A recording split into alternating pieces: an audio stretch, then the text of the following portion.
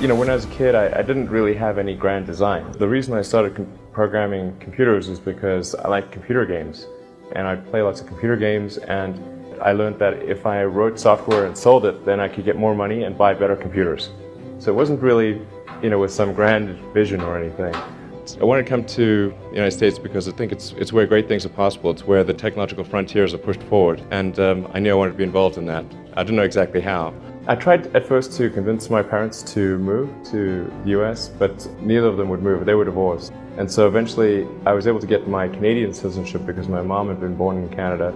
So I moved first to Canada by myself when I was 17, and then a few years later I moved to the US. I thought, well, I can either work on electric vehicle technology and do my PhD at Stanford and watch the internet get built, or I could put my studies on hold and try to be part of the internet. And at first I tried to get a job at Netscape because that was the only internet company, and they didn't respond to me. So then I was like, okay, if I can't get a job at the only internet company, then I better try starting something. But I talked to my professor and I said, look, I'm going to try starting a company. It's probably not going to succeed. And so it's also analogous to a sports team. The best person on the team is not necessarily the one who scores the most goals. It could be the person who assists in the most goals. And if there's one person on the team who's just wants the ball all the time, just wants to kick it at the goal, that can actually be detrimental. So it is important to weigh personality and, are they going to be a good person, and what people like working with them, and that kind of thing. It does make a difference. You've been compared to Henry Ford, Richard Branson, Steve Jobs. Who do you compare yourself to? I don't really compare myself to anyone. There's certain people that I admire from history that I think are great.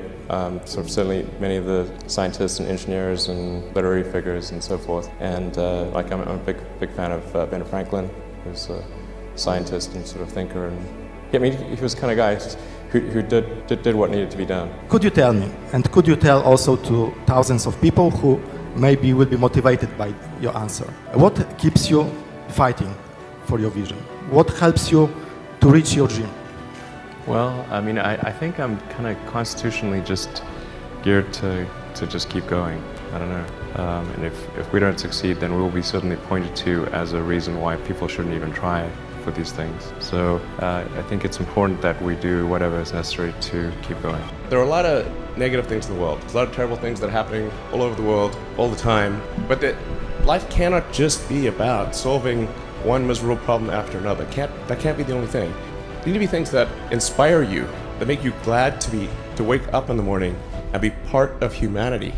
There are American heroes who don't like this idea.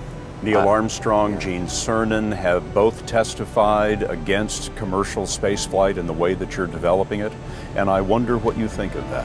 I was very sad to see that. Those guys are heroes of mine, so it's really tough. I wish they would come and visit and see the hardware that we're doing here. And I think that would change their mind.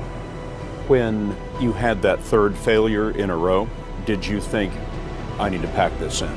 Never.